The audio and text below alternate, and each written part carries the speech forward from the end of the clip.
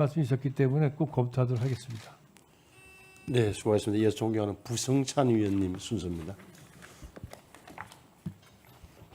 예, 후보자님. 네. 그 국정기획위원회 구성돼서 출범된 거 아시죠? 네, 알고 있습니다. 그러면 국정원에서는 파견돼 있습니까? 제가 어제 보고받기로는 어제 국정원에 연락이 왔고 그쪽 국정기획위원회에서도 국정원으로 연락하는 게 너무 어려웠다는 얘기를 들었는데 그래서 어제 다시 파견과 그다음에 보고를 다 지시해 놨습니다.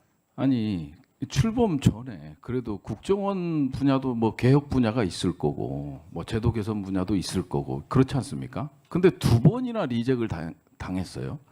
전문위원을 파견 전문위원을 추천했다가 두 번이나 리젝 당한 걸로 알고 있거든요. 그건 저는 전혀 보고받지 못해서 들어가서 확인해 보겠습니다. 예, 그래서 국정원이 아예 빠져 있다라는 게 저는 이해가 안 되거든요. 그 점 좀 살펴주시길 바라겠습니다. 네. 예.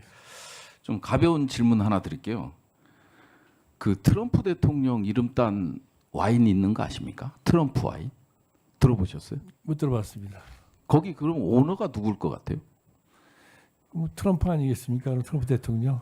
그러니까 이제 이게 정보 분석의 중요성이잖아요. 네. 트럼프는 술을 마시지 못합니다. 그죠? 뭐 그래도 뭐 그 술 예. 회사는 운영할 수 있겠죠. 사업적으로. 네. 예. 제가 왜 이 말씀을 드리냐면요. 트럼프 대통령과 관련돼서 개인 성향을 가지고 미국의 어떤 국가 행위를 분석하지는 않잖아요. 그죠? 네.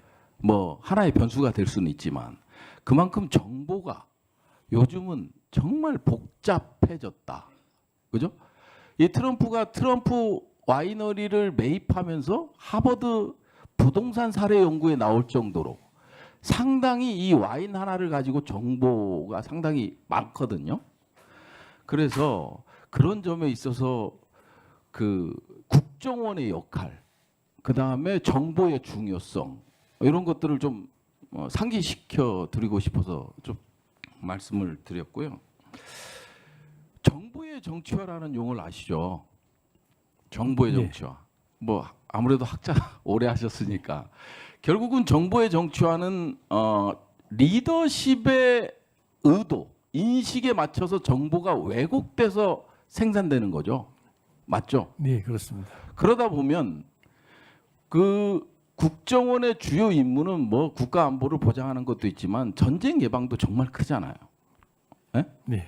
근데 이 뭐 박근혜 때 우리는 뭐 교훈이 있습니다. 뭐 이명박 정부 때 예를 들어서 북한 붕괴론부터 시작해서 박근혜 정부 때 뭐 통일 대박 뭐 이런 것들 해서 대통령이 이런 워딩을 던져 놓으니까 국정원에서 이제 그거에 맞는 정보를 분석하다 보니까 남북 관계도 어그러지고 막 그런 사례들이 있었잖아요.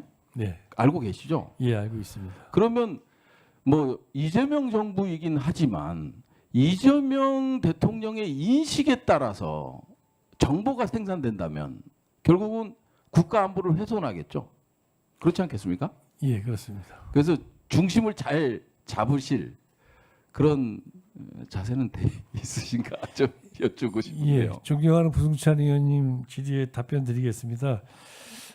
제가 평생 살면서 연구하면서 또 현업에 있으면서 가졌던 모토가 하나 있다면 이제 실사고시, 뭐 부위원님도 아시겠습니다만 제가 실사고시를 모토라고 주장을 많이 했는데 제가 이재명 대통령님을 지금도 모시고 있고 또 후보 시절 전부터 알면서 가장 제가 마음에 했던 것 중에 하나가 대통령께서는 실사고시적인 정신, 실용 이런 걸 갖다 삶의 기초로 해서 지금 특히 이 정치에도 나름대로 적용하고 계시다는 거였습니다. 예. 예, 그 지금 역대 정부를 보면 대부분이 뭐 박근혜 탄핵 때도 그렇고 그 다음에 이번 윤석열 정부 탄핵 때도 그렇고 이 국정원이 받쳐주지 못했기 때문이라고 보여지거든요.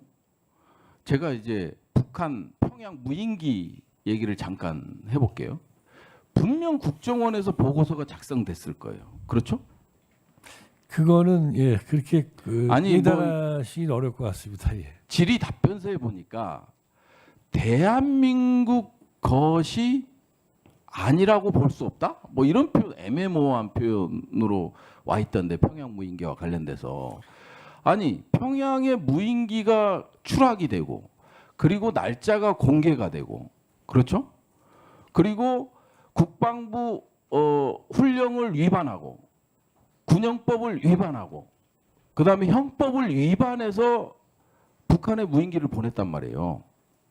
그러면 국정원에서 이거와 관련된 분석 보고서가 없다라는 건 이해가 안 될 것 같은데요. 그 정도로 예, 국정원이 허술합니까? 비공개 회의에서 답변 드리겠습니다. 말씀해 주실 거예요? 정말 해 주실 거예요? 비공개 회의에서 네. 답변 드리겠습니다. 예.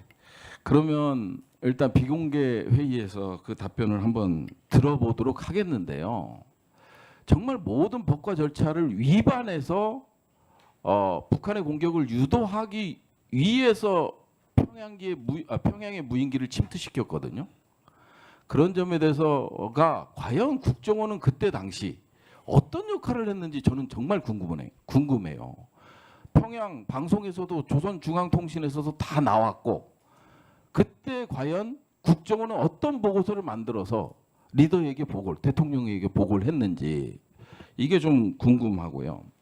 지금 국정원의 아까 대공수사권 얘기도 했습니다마는 국내 정치 문제의 개입과 관련된 우려가 있습니다. 그죠? 국정원의 국익정보국이 있죠. 네, 국은 아니고 단 수준에서 있습니다. 단 수준에서요. 네. 예. 그게 이제 불만들이 좀 많아요. 그리고 신원조사센터 있죠. 원래 신원조사센터가 문재인 정부에도 있었어요. 법무부랑 이제 인사검증을 하는데, 그 인사 개입으로 비춰질 수 있는 그런 것들을 아예 없앴는데, 다시 윤석열 정부에서 복원된 게 국익정보단하고 저는 신원조사센터로 알고 있거든요. 그 점에 대해서도 비공개 시간에 보고드리겠습니다. 그래요. 이제 복합적으로 하다 보니까 지금 우리 그 안보라는 것이, 정보라는 것이 결국은 복합적이잖아요. 네. 과거에는 뭐 이제 국가 안보가 군사 정보 뭐 이 정도로 해서 등치되곤 하긴 했지만, 지금은 경제를 빼놓고는 생각할 수 없잖아요. 그렇죠? 그렇습니다. 예.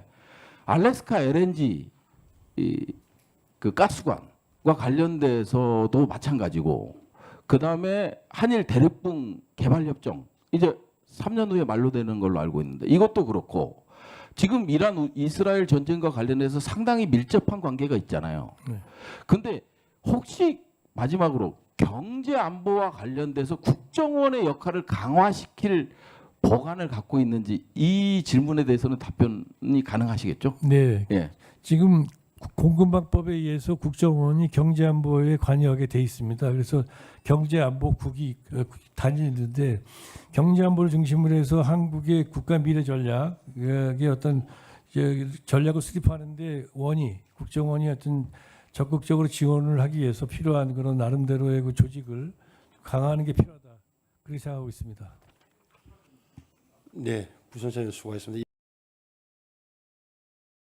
존경하는 우리 송원석 위원님.